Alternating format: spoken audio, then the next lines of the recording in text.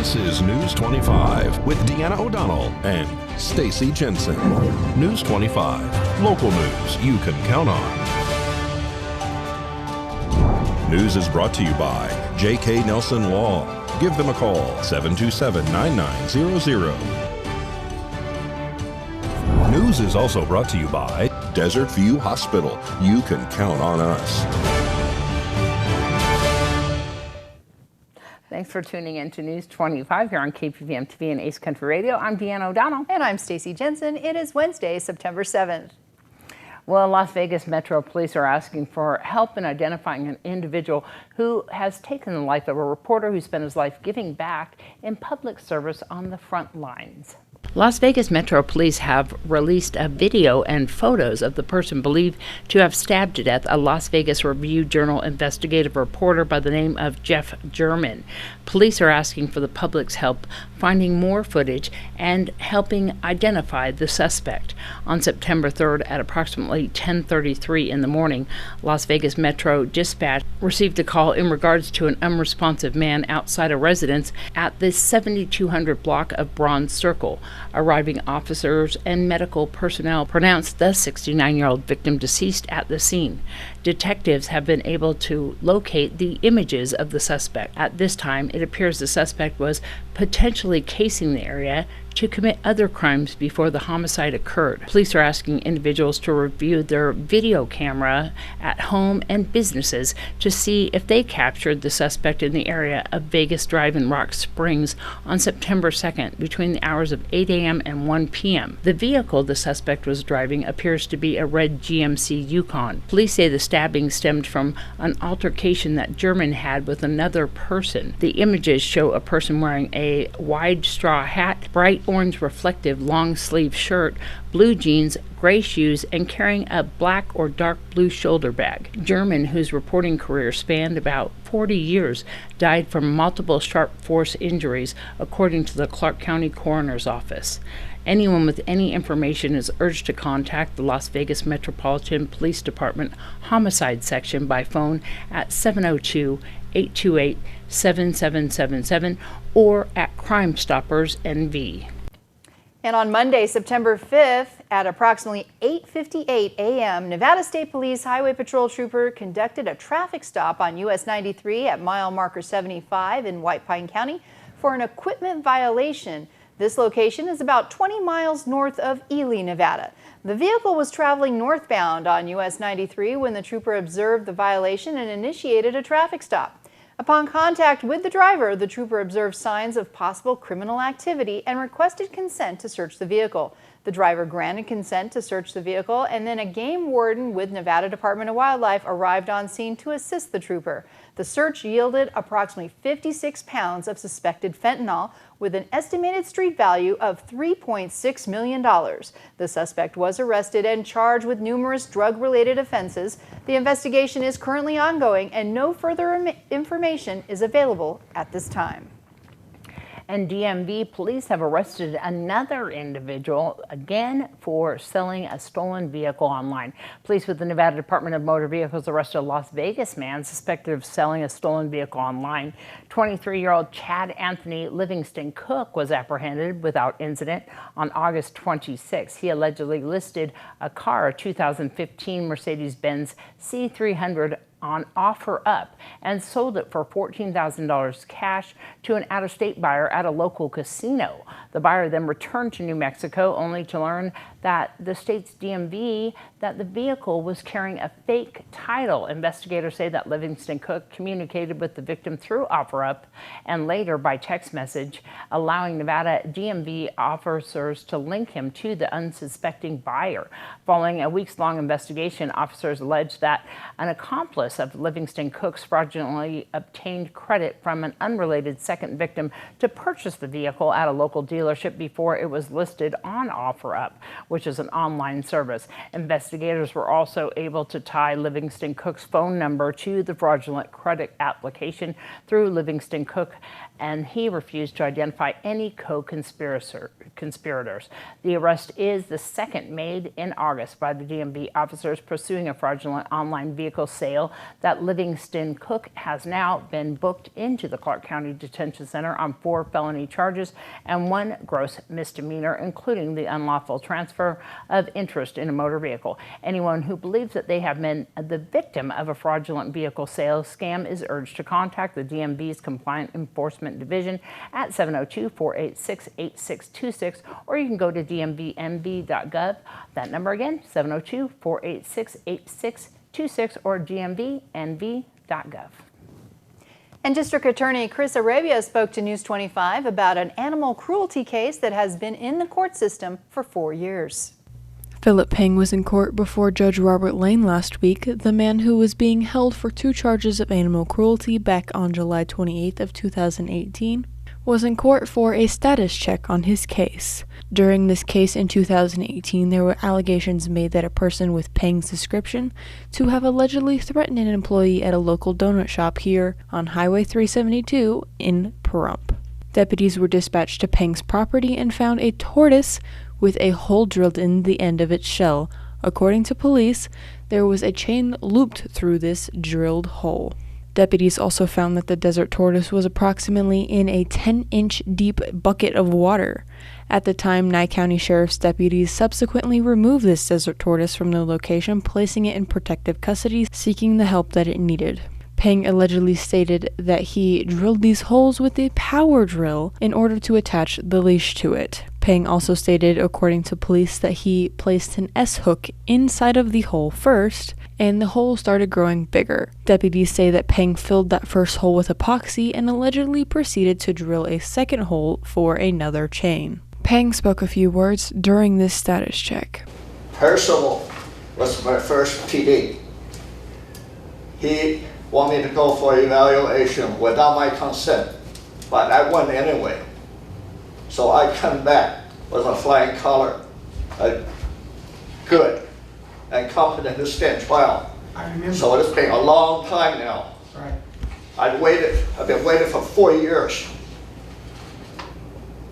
to go to trial. So as we talk, I used the word trial. Percival is no longer a PD, now he's a DA. Right. You can ask him if he wants to prosecute me or not. Give it to me a yes or no. Chris Arabia spoke to News 25 about what is happening in this investigation. All right, there are 2 cases, and with Mr. Peng, one of them is the one that you just described, which is basically an allegation of animal cruelty having to do with the desert tortoise that you described. And then that one is on hold. He also has a case he's charged with assault with a deadly weapon. And that one, we're setting a status check for September 12th, basically to see where we are in terms of a competency evaluation. I guess there were some questions raised about that. And as a result, the animal case is also on hold. But those cases go back quite a while. And, Mr. Peng has spent a considerable amount of time in custody on those cases. There was the pandemic, obviously. There's been a lot of turnover with the public defenders. And so all of these things have kind of led to this case lingering for quite a while, but here we are and we haven't forgotten about it. All right, well, we have more local news on the other side of this break. You're watching News 25, the most recognized and farthest reaching local news in Nye County. News 25, local news you can count on. This segment of the news is brought to you by John Air. For all your heating and air conditioning needs, call 775-751-2372. Welcome back. Well, a suspect in a sexual assault case against a child in January of 2021 has been arrested. The Nye County Sheriff's Office has arrested a person by the name of Cameron Southard. He has been charged by the Nye County District Attorney's Office with 1 count of sexual assault against a child, lewdness with a child under 14, and incest. According to the criminal complaint, on January 23rd of 2021, deputies were called to a residence here in Pahrump in regards to a child by the age of 4 years old that had possibly been molested or raped by Cameron Southard. On March 21st of this year is when the criminal complaint was signed by the Nye County District Attorney's Office. Southard was arrested on August 23rd and transported to the Nye County Sheriff's Office Detention Center. He is being held on a bond of $105,000. Welcome back. And the city of Las Vegas gives an in-depth look at water resources in the area and the ever-receding Lake Mead Reservoir, which not only impacts our state, but surrounding states as well. Every year since 2002, we have watched Lake Mead shrink, each year hoping it was just a fluke. But now 20 years later, we know it's not. It's a 20-year drought. Fortunately, while many of us may have just hoped it would fix itself, there were smart folks who were already at work preparing for the worst. That the Southern Nevada Water Authority produces a 50-year water resource plan every single year. And that resource plan takes population projections that we receive from UNLV's Center for Business and Economic Research. We take that population projection and we convert that to a water demand. That then allows us to get a very good look over the next half century of what our water demands are expected to be based on what our population growth is projected to be. Those population projections have been spot on. We continue to grow, but thanks to ironclad plans on how to deal with a severe water shortage, we're doing what skeptics thought was the impossible. Since this drought started in 2002, 2 decades ago, our community has reduced its consumption of water from Lake Mead by 26%. Yet our community during that same time period has grown in population by more than 750,000 people. That's a nearly 50% increase in our population during that 2-decade period. Today we are supplying less water to more people than we did 20 years ago. Granted, our successful conservation was driven by strict allocations on the amount of water we can take from the Colorado River. Right now, Southern Nevada is allocated 300,000 acre-feet of water. In 2023, due to the continued drought, that allocation will be reduced to 275,000 acre-feet. But here's the good news. Thanks to water conservation practices our community has gotten on board with, we have learned to live with less. Even less than the 275,000 will be allowed. Water use last year was 242,000 acre-feet. And we are on track this year to use that much water, if not less, going forward. So our community has been preparing for these shortages for 2 decades. This is why we have implemented aggressive conservation programs so that we could be prepared to do that over a 20-year time period rather than trying to make all of these cuts and all of these conservation decisions on the flip of a dime. Conservation programs such as strictly limiting outside watering. In 2003, development codes prohibited any new homes from having front yard grass, and more recently, grass in backyards has been banned as well. Commercial development is also not allowed to have grass. So new construction today uses 50% less water than existing development. While that may sound like a drop in the bucket, keep in mind the emphasis is on outdoor watering because water used outdoors is lost forever.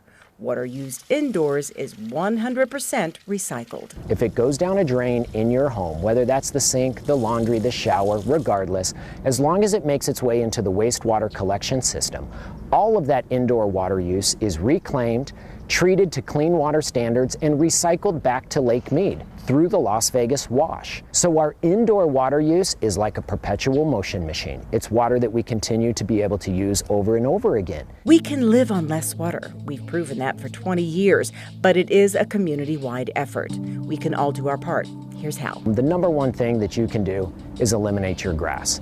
If you have grass at your home and the only time that you walk on it is when you're pushing the lawnmower. That is grass that is considered to be decorative. It is a non-functional grass, and it is just drinking our water supply. Trade in green for green. Apply at snwa.com for a rebate of $3 for every square foot of grass you remove.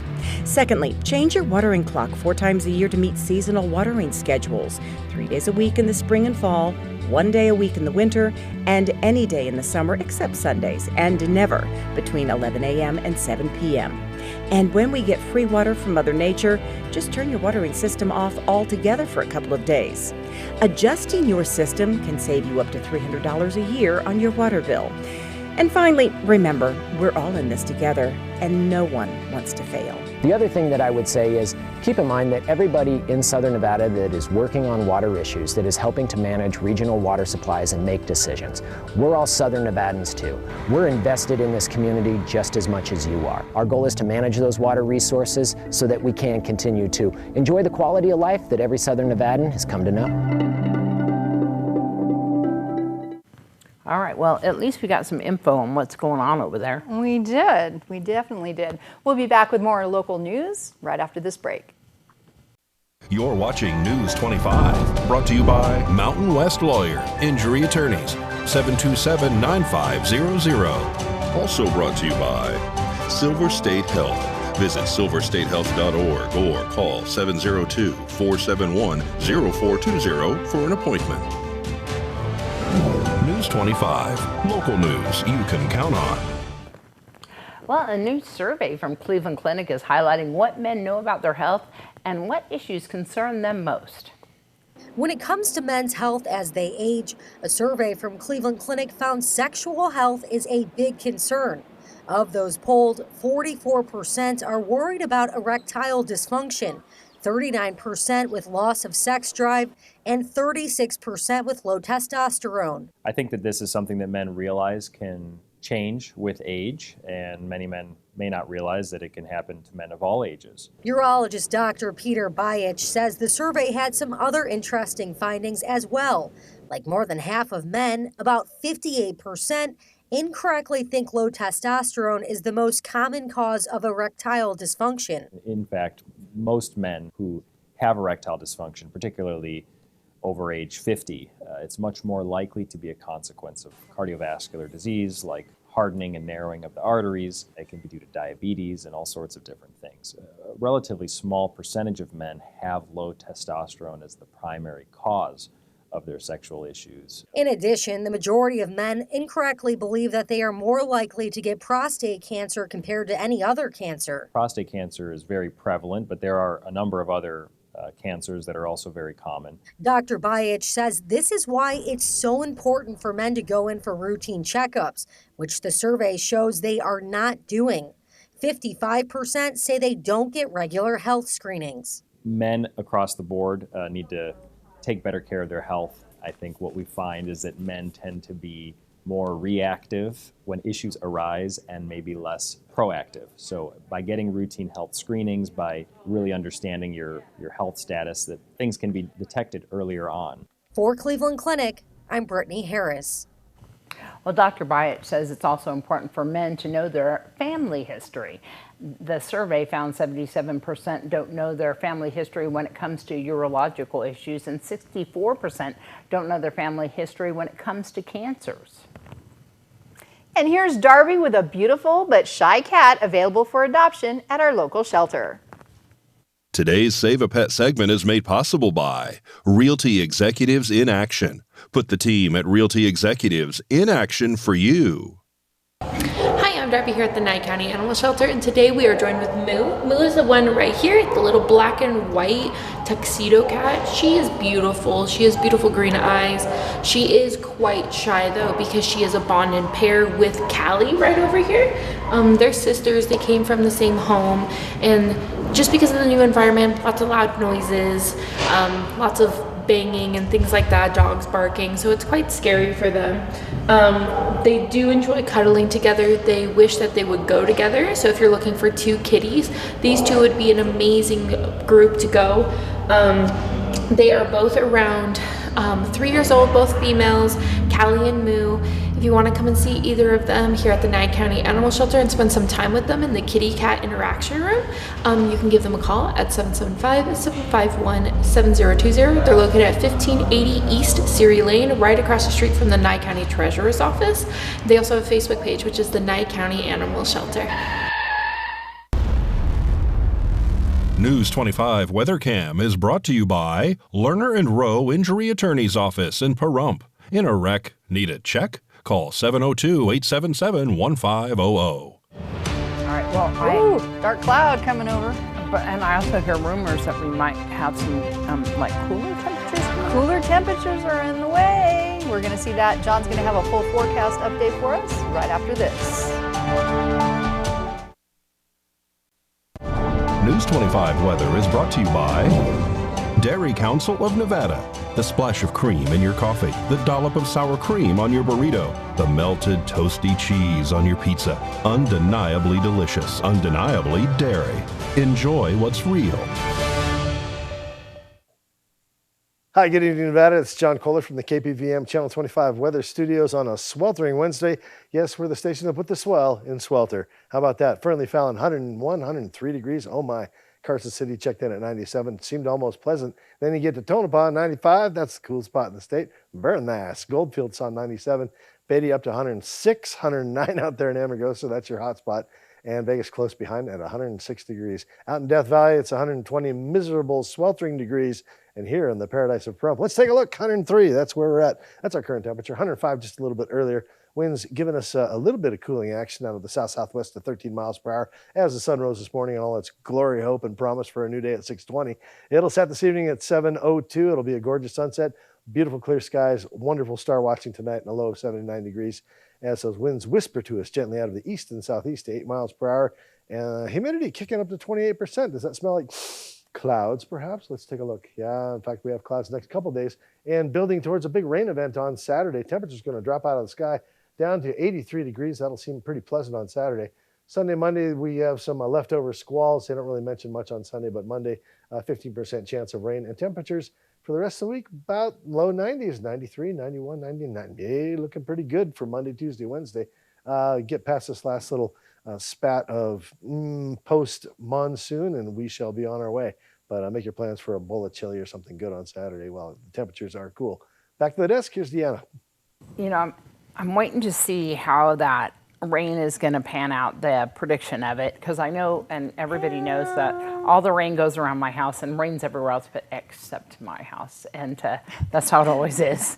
Come over to my house because I seem to get it over there. I know, exactly, and a bunch of my plants they're just not liking this really hot weather, I got to tell you, but I'm looking forward to it if it does in fact rain. Cooler temperatures and 52% chance of rain. We'll see what happens. I know that we, of course, have the 9/11 events that are happening. That's right. The Rotary is having it at the reflection area, which is in the Calvada Eye. That starts at 8:30 in the morning on 9/11. But the Second Amendment Guns has changed their craft fair and their big event that they were having last weekend. They changed it to 9/11. So they are having that this weekend as well because that was going to be their first Sunday event that they were having. So if anybody wants to go to that, they're on Basin Avenue. Second Amendment Guns is having the craft fair on that day. And I believe it all starts at 8 a.m. So if anybody wants to go on by, we also will be posting new flyers on that on our KPVM Facebook page. And of course, we will be having an interview on the 9/11 event coming up in the next day. Perfect. Well, that does it for us tonight. All right. We'll see you back here tomorrow night. I'm Deanna. I'm Stacy. Good night. Good night.